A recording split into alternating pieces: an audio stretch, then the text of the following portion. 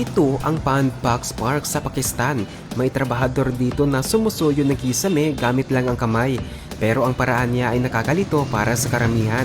Kumuha siya ng malagkit na halo, isinasabit sa mga pako, tapos ipinapahid gamit ang kamay.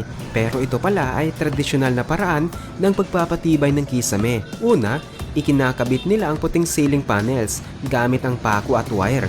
Pagkatapos, tinatakpan nila ang mga puwang at gilid ng malagkit na halo na parang plaster na may halong espesyal na fibers. Mukha pa itong malambot ngayon, pero kapag natuyo, tumitibay ang dugtungan ng mga panel para hindi lumuwag, mabitak o mahulog. Medyo magaspang tingnan ang gawain ito, pero mura at sobrang flexible. Tulad ng manggagawang ito, kaya niyang tapusin ang 300 na panel sa isang araw mag-isa lang. Mas mabilis pa sa maraming construction crew. Kaya kahit hindi makinis tingnan, marami pa rin pumipili ng ganitong paraan.